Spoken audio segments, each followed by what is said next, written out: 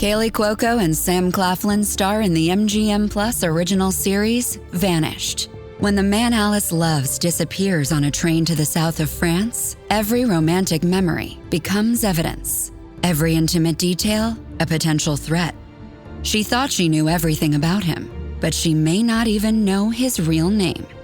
New episode Sunday on MGM Plus. Finding the truth is a dangerous affair.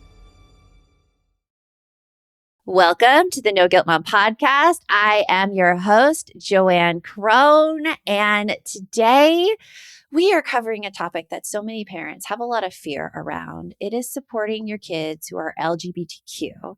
And many moms, they want to be supportive, but they feel frozen by the fear of saying the wrong thing. And you might be reading and listening and learning, yet you're still second guessing yourself in real conversations.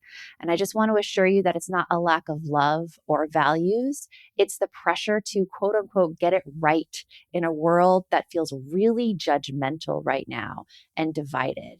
And the real issue isn't that you don't know enough. It's that confidence doesn't come from perfect language. And support isn't about having all the answers. It's about how you show up when things feel a little messy, and that your confidence, it's going to grow with a few simple mindset shifts that make connection possible, even when you're afraid. So in this episode, what you can expect is we're going to talk about how to support your LGBTQ child without saying the wrong thing, and how to move from fear to actually feeling confident as a parent ally. And finally, how to lead with that kindness while keeping your boundaries. By the end of this episode, you're going to have some simple and practical tools that you can use in real conversations, not just ideas that sound good on paper. And these shifts are going to help you feel calmer and clearer and more grounded when it matters most with your child, with your extended family, with society, and with yourself. And to help us do that today is the amazing Heather Hester. She's the host of the podcast More Human, More Kind, and the author of Parenting with Pride. As a speaker, author, coach, and LGBTQ plus advocate, she helps parents, allies, and organizations move from fear to fierce, informed love with clarity, compassion, and courage. She believes in the magic of connection and that kindness and belonging aren't just a feeling, they're a practice. And with that, let's get on with the show. Welcome, Heather, to the podcast. I'm so excited to have you here today and to talk about how we can support parents. Thank you for having me. I am delighted to be here to talk about this and to meet you. This is fantastic. So thanks for having me. It's a really scary world nowadays to be a parent, especially the way society is structured, all of like the dissonance and fighting that we see in today's environment. And I know that like many parents that I talk to who have LGBTQ plus children, they want to be there for their kids. They want to show them that they support them, but they're just not sure how. What are some of the fears that you see that are keeping these parents silent? Well, I think you definitely hit on one of the biggest ones, which is just the fear of saying the right thing. There's this feeling that if I don't get it exactly right, or if I mess up, then they're going to think I don't love them. They're going to think I don't support them. They're going to not think I'm a good ally. And that's simply not true. Our kids, as a very base biological need, is to have connection with us. And so they give a lot of latitude for us making mistakes. And so I think there's this shift into feeling like this intense, and there are reasons why. There's a lot, and you touched on a lot of those reasons coming into this, but there's a lot of reasons why we feel that pressure. But if we're able to kind of just block that out and think, okay, all I have to do is say, I love you. I hear you. I believe you. I don't have all of the answers. And let your child also see you modeling that you don't always have to have all the answers. Yeah.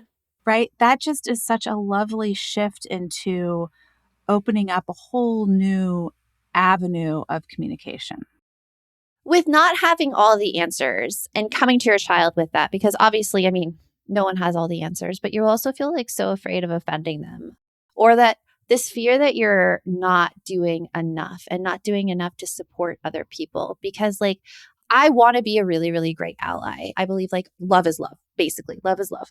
But as an individual, I don't feel like I do enough to be a good ally.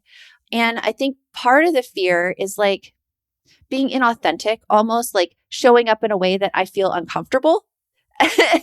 Do you know what I'm talking about there? Like the people I see who I feel are being good allies are the ones who are like wearing pride shirts and like going to the parades and stuff like that. So can you talk about like the difference between like what really being a good ally means and kind of like the thing that you see and perceive being a good ally should be?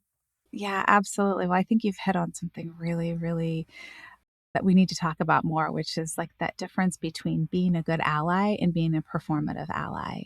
Yeah, And performative is a great word for it. right. Mhm. And I think that this could be like a very long conversation in and of itself because you could split it off into so many pieces. But I think Yeah. just like very simply, there are so many people, and I think the majority of people out there who you see wearing their pride gear or who are always at the pride parades, at their heart Mhm. are just like, I just want to be a good ally. And this is how they express it. But I think there's a percentage who are wanting to be seen, right? It's more important to be seen and to be heard as being a good ally than to actually be it, right? So what are they doing? What are they saying? How are they behaving? What are they teaching when the camera's not on them? I think this also stems from the way that social media just completely, rules our lives and rules what we Uh-huh. see and has such a huge influence on trying to shift our belief systems a certain way. And so it makes it that much more important and that much more difficult to really stay connected to how you really believe, like what that belief system actually is.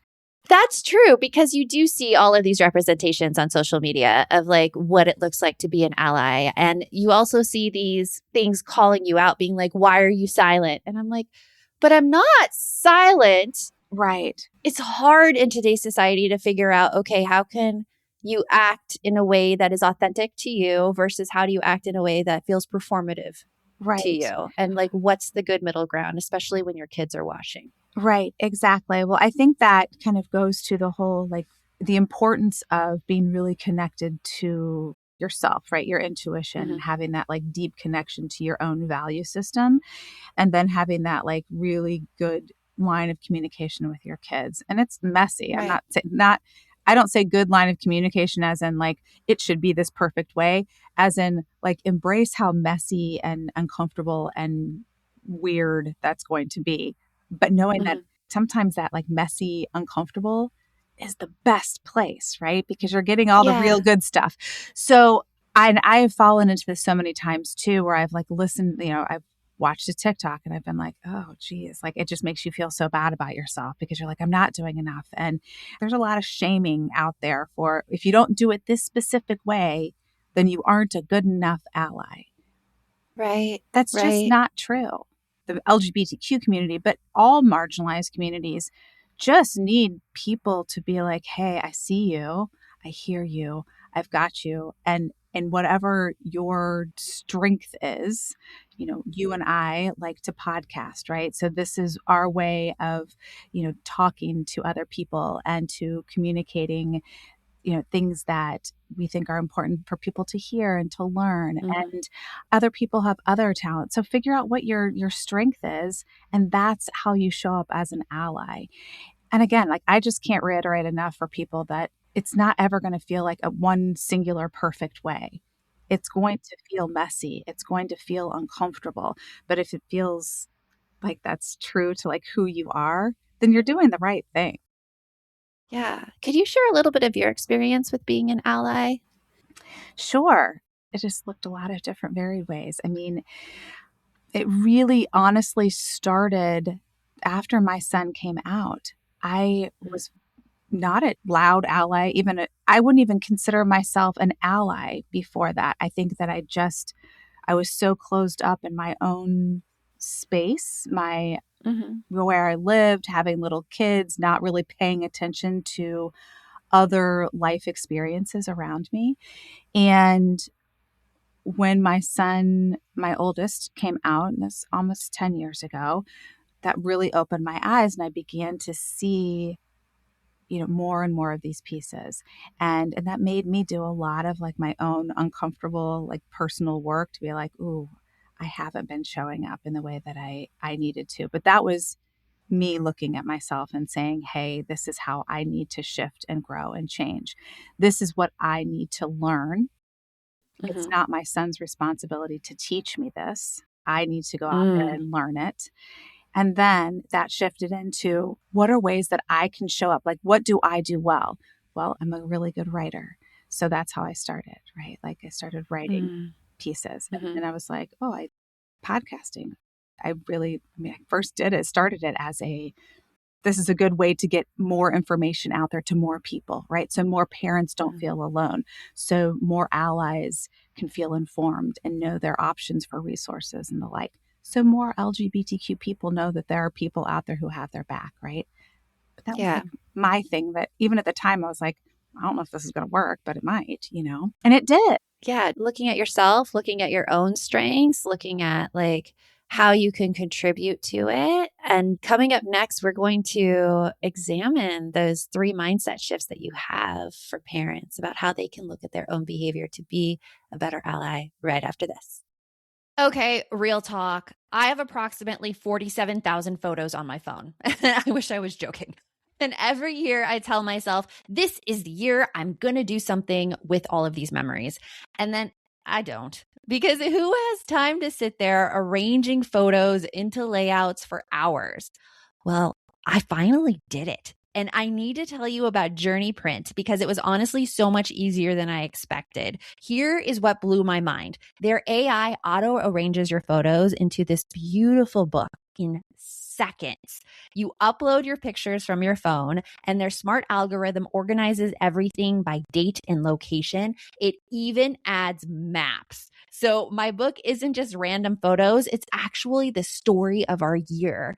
I made this year in review book, and flipping through it with my kids, seeing our trip to Paris last year, the first day of school where my daughter's a senior, and even just silly everyday moments, it hit me how fast this year went. And now we have this gorgeous, gorgeous book to hold on to because the quality is premium, like really nice satin paper. And they plant a tree for every order, which I love. Creating it took me maybe 15 minutes. That's it. No joke. Go to journeyapp.com/podcast/NGM and use code no guilt to get 30% off your next purchase. That's Journey spelled JOURNIAPP.com/podcast/NGM and use code no guilt at checkout. For years, I avoided tracking my spending because every time I looked at where my money went, all I felt was shame. Like, why did I spend that much on groceries? I shouldn't have bought that. It was like a highlight reel of all my worst financial decisions. And that shame, it kept me stuck. I couldn't make any real progress toward my goals because I was too busy beating myself up about the past. Set yourself up for financial success this year. Monarch is the all-in-one personal finance tool designed to make your life easier. It brings your entire financial life, budgeting, accounts, and investments, net worth, and future planning together in one dashboard on your phone or laptop. Feel aware and in control of your finances this year and get 50% off your Monarch subscription with code NOGUILT. What changed everything for me was finding a tool that keeps me focused on where I'm going, not where I've been. Monarch shows me my savings goals, my debt payoff timeline, my whole financial picture in one place. So instead of dwelling on last month's mistakes, I'm actually planning ahead and watching myself get closer to real milestones. No shame, just progress. Set yourself up for financial success in 2026 with Monarch, the all-in-one tool that makes proactive money management simple all year long. Use code NOGUILT at monarch.com for half off your first year. That's 50% off your first year at monarch.com with code NOGUILT. Okay, so can we talk about teaching kids the difference between wants versus needs? Because my 17-year-old will tell me she wants a new pair of shoes, but she absolutely needs makeup, a new water bottle, and 5 different kinds of protein bars. Teaching actual money management in the middle of all that, Cash App actually makes it easier. For all the parents out there with teenagers, you know you're already trying to keep a million different things under control. Cash App is here to help make sure your teens' money and their spending isn't adding to that craziness. Cash App is designed to meet teens aged 13 to 17 where they are with intuitive educational tools. Available through sponsorship by an eligible parent or guardian, teens gain access to a personalized Cash App card that comes in different colors and patterns to fit their style, and the ability to instantly access money from family and friends. Cash App makes managing money feel easier and honestly just cooler than other options out there. For a limited time, new Cash App customers can earn $10 if they use code FAMILY10 in their profile at sign up and send $5 to a friend within 14 days. Terms apply. Cash App is a financial services platform, not a bank. Banking services provided by Cash App's bank partners. Prepaid debit cards issued by Sutton Bank, member FDIC. Direct deposit and promotions provided by Cash App, a Block Inc. brand. Visit cash.app/legal/podcast for full disclosures. Before the break, we were talking about looking at yourself and being able to like change how you're reacting. And you have 3 mindset shifts for parents to take, Heather. So let's lead everybody through them one by one, because Okay. your first mindset shift is really about being messy. Tell us about that. Yes. So I think as parents, we, for whatever reason, have this belief that we're supposed to be perfect, that we're supposed to have all the Mm, answers, that everything should look and feel a certain way, whether it's a normal day and everything's going fine, or whether we are in the midst of a major crisis. right. And there is something that I learned through at the very beginning of our experience that when I finally let go of that, like, it was like I was holding on like this, like, it has to be this certain way and I have to show up this way for my kids. And the world is going to be over if I don't do this all perfectly, right? Like, they're going to be so Yeah. damaged if I don't do this exactly right. Well, what is exactly right? Right? Hmm. First of all. Second of all, each of our kids needs something massively different than the other. Hmm. So once I was able to things like the wheels had to completely fall off of the bus for me to be able to sit there and say, oh, this is really, really messy, but I'm learning all of these like beautiful things about my child, about my children, about Mm, myself, about hmm. my relationship with my husband. While it is very uncomfortable, it is also really cool. And over time, what that led into, once I was able to really embrace that, was Yeah. relationships that were so much more real. And Mm. they weren't this me having the expectation of being the perfect mom, but being able to That's a say, common expectation. Yeah. right? Being able Hmm. to be like, I'm not perfect. I'm not going to have the answer. So if it were, an instance of, I don't know the answer to that, being able to say, Hmm. I don't know the answer to that. I will find out. Let's circle back to this. Yeah. Or, gosh, I really screwed that situation up. I'm really sorry.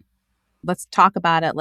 Can I have a redo? Whatever it is, like circle back and like acknowledge, like that was messy and holy cow, did I blow that up? And I think there's such value in that and being able to not only model like nobody's perfect, but Hmm. modeling communication and that owning when you make a mistake, let's have a conversation about it, being really vulnerable. And, there's a huge piece of that obviously is teaching your kids emotional intelligence. Right. Like the messiness is a really hard transition for a lot of people, not just, I think, moms to make.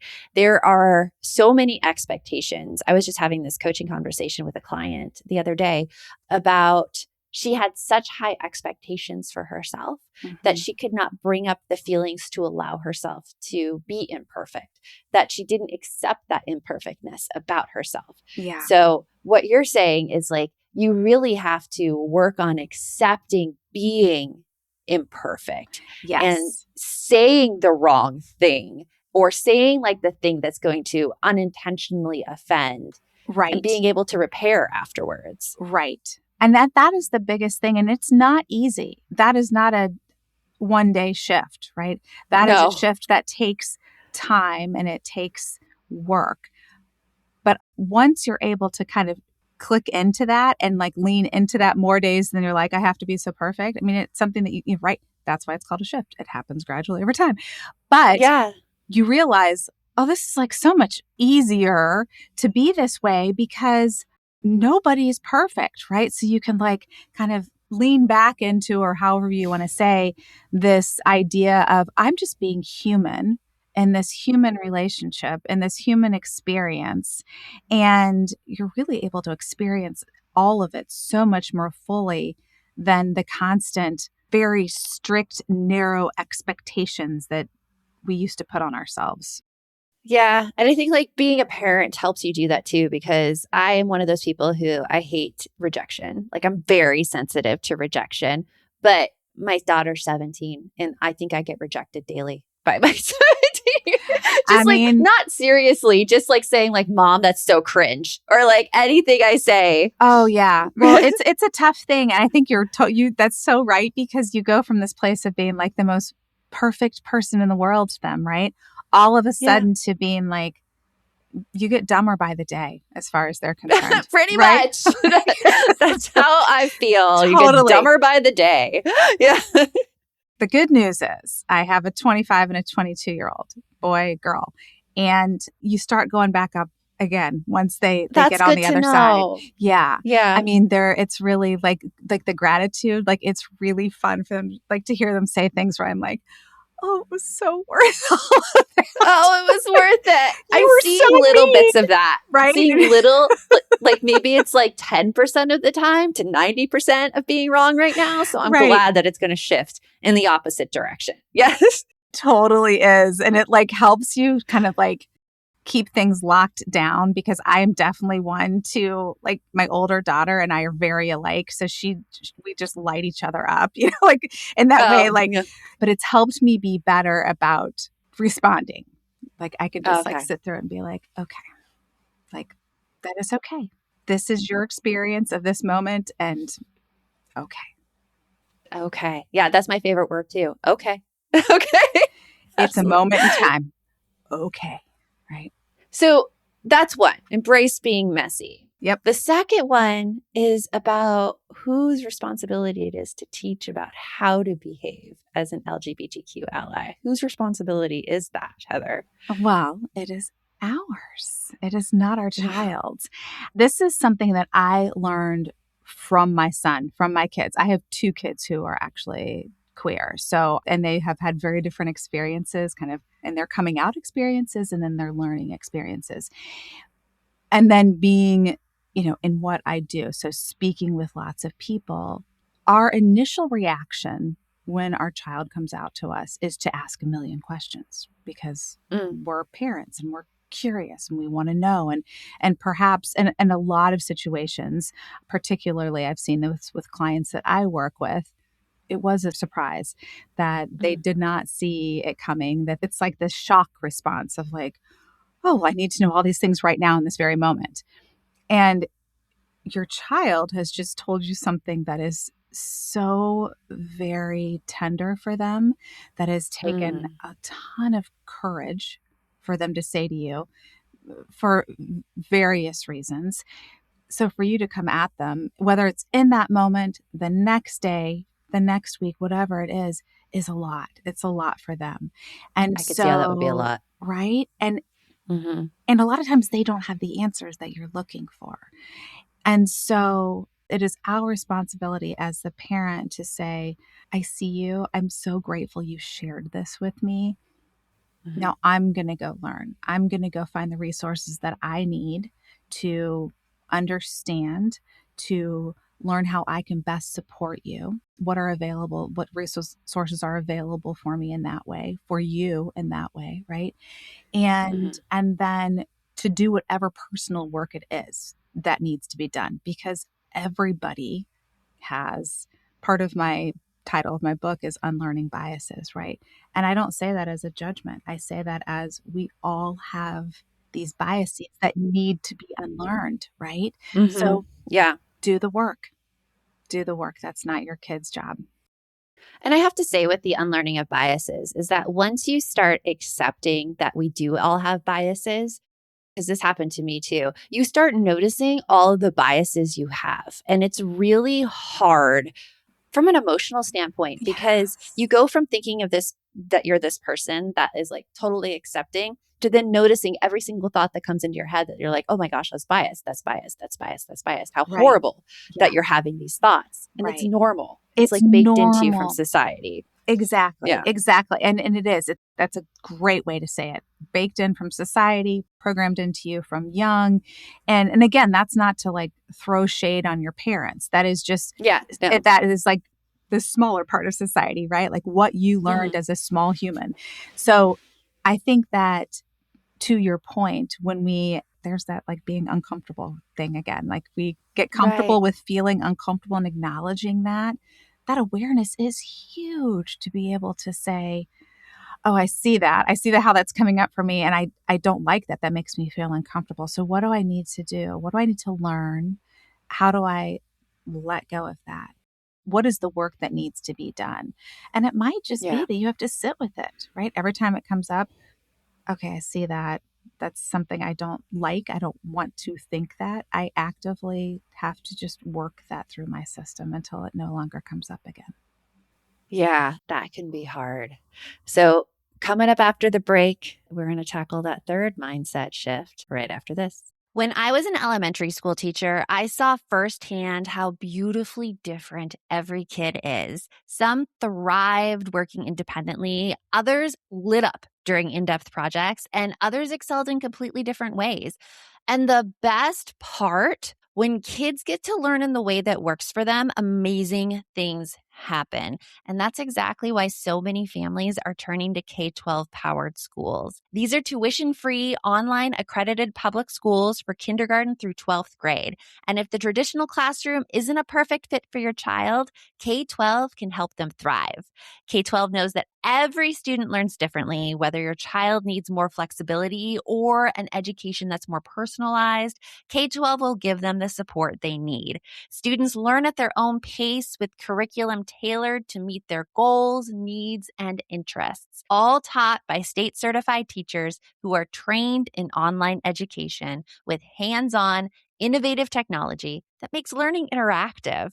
K-12 has more than 25 years experience helping students gain the skills they truly need to thrive in the future, and it could be perfect for your child too. Join the more than 3 million families who have been served by K-12 and empower your student to reach their full potential now. You can make the switch at any time. Go to k12.com/NGM today to learn more. That's the letter K, the number 12.com/NGM. K12.com/NGM. This episode is brought to you by Progressive Insurance. Fiscally responsible, financial geniuses, monetary magicians. These are things people say about drivers who switch their car insurance to Progressive and save hundreds. Visit Progressive.com to see if you could save. Progressive Casualty Insurance Company and Affiliates. Potential savings will vary. Not available in all states or situations. So, we've talked about 2 mindset shifts to go through as a parent. Embrace that being messy and not perfect, as well as it is not your kid's responsibility to teach you. It is your own responsibility to do that learning. And the third one you have, Heather, is about believing your children. Tell us more about that. Yes. So that one stems from what I think is probably the biggest thing that comes up for parents, which is that fear. That immediately when your child, whether it's them coming out to you or them sharing something about themselves that you didn't know, or that makes you feel that like just intense fear as a parent. And it makes you want to say, this is just a phase. They're too young to understand what they're talking about. This is going to make their life so difficult, whether it's as an adolescent, a teenager, a young adult, whatever it is. Whatever that fear response is for you that makes you say, they don't know because they're just a kid. And kind of puts up that block of just saying, okay, you are telling me, you are sharing your internal experience. You are being very vulnerable with me and saying, this is who I am. They're not looking for you to, give some long answer or anything. Yeah. All they're wanting for you to say is, okay, I believe you. Right. I see you. I believe you. I hear you. I'm here for you. And that's a very simple thing to do. That takes all of the pressure off of saying the right thing. You just are like, I'm here for you. Right. That's it. Exactly. They don't want a long speech. In fact, just like take that off the table. They never want a long speech ever. I mean, no matter what it is. It's Charlie Brown's mom. Always, yeah. And it's like, it makes you feel unseen too when somebody talks at you like that as well. It does. And nobody, especially think about how when you share something that's really vulnerable, what is the best response that you could have from somebody? Oh, wow. It's like, wow, that's Thank hard. you for sharing. Yeah. Right. So, and our kids need that 1,000 times more from us as, us being their parents. So that might be the easiest of all 3 shifts because it really does take all, so much pressure off of you as the parent, as the mom to be prepared with extraordinary words of wisdom. Extraordinary words of wisdom. There we go. Exactly. We'll go back to the first one of being messy. Right. With all that. It's a big circle. Yes. Exactly. It's a big circle. It's a big circle. So now let's shift into some practical strategies that parents can take away. What is something that parents can do that they can take after they listen to this episode? How can they start implementing this in their lives? Absolutely. Well, I think, the biggest and the easiest thing that you could do, something you could do today is the language piece, right? Kind of shifting into that, watching how you are, responding, like we just talked about with the whole believing piece, taking that pressure off of yourself to always have that perfect answer and just saying, thank you for sharing that with me. Or I'm so curious about that. It's so easy for us to shift into that fear response right away when our child shares something with us. Yeah. Being able to catch that. So being able to become aware of what your personal fear response is, right? Where you feel that in your body, and being able to shift that into, tell me more about that. What does that mean for you? How does that feel in your body? What does that make you think? Because not only does that let your child know that they're seen, that they're heard, but it takes the pressure off of you to have any kind of knee-jerk response, right? Instant fear response. Right. So when you say about pay attention to how that fear shows up in your body, what are some examples of how the fear might show up in your body? Oh my gosh. For me personally, and I think this will probably resonate, I feel it in my chest. If you're not watching this, you can see I keep touching my chest because I feel it there. I feel it in my chest. It gets tighter. It gets hot. If it's really intense, my whole inside, my torso just tightens. If it's prolonged, it can become create fuzzy thinking for you. So you have a hard time really speaking clearly or thinking clearly. Fear, essentially what it does is it shifts you into that fight, flight, freeze, or fawn. So whatever your personal response is, it could be all 4. It could be, right? I mean, everybody responds differently. So it is, mine is freeze. Everything just whoosh, freezes, shuts down, gets dark, right? Yours could be I'm out of here. I can't deal with this. I'm gone, run. Right? Yep. Leave. Mine is the tightness of the throat. I feel it right under my jaw, and then I get the headache, and I experience that fuzzy thinking where I'm stuttering on every word I'm saying because I can't form the words. Will not come out of my mouth. Yeah. It is a crazy thing, and that's fear. Yeah, and that's good to just have something that you can fall back on, like the little language tip you gave us that I'm here for you. What's Right. another tip that people can fall back on? I think as moms, especially, we are really expected to be able to do all of it. Have the right Mhm. answer at the right time, have the right information at the right time. And that is exactly why I started doing all of the things I started doing, because I was so frustrated that I didn't have that. Like I couldn't go Oh. online and find what I wanted, right? Mhm. What I needed to understand. I was the answers that I was looking for. And granted, this was 10 years ago, so it was a different information environment than what we are in now. But Yeah. I think that third tip would be, there is good information out there. Lean on whether it is your community, if you have a community of people or information sources that you can lean into to really get the answers that you need, do that. Mm. Listen to this podcast for information. Listen to my podcast for information. There are pieces out there that you can lean into. So Mm. I think that, the overarching tip there would be, it's not all on you. Yeah, that's a good tip there. It is not on you, and there are people out there to support you. And Heather, this has been amazing with tons of just practical ways moms can help, and also ways that moms can really shift their thinking on how to react and how to change ourselves when our child comes out to us, but also like how to appear to be an ally to other people and to other kids and others in our community. So thank Absolutely. you so much. And I like to end every podcast this way to encourage people to have something to look forward to. So what is something that you are looking forward to right now in your life? Oh my goodness. I am looking forward to going to visit my son next week in New York City.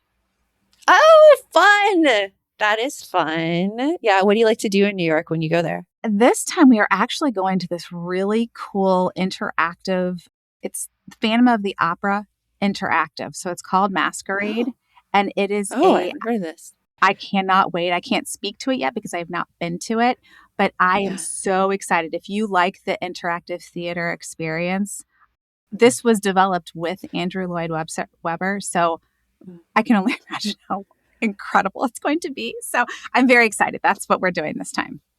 That's unbelievable. Well, have fun with Thank you. that. Thank And you. for everyone listening, remember the best mom is a happy mom. Take care of you. And I will talk to you later. If you'd like to support the show further, you can share episodes with your loved ones, leave a positive review, or follow us on social media at No Guilt Mom. You could also show your love by visiting our amazing podcast sponsors. We have a link in the show notes.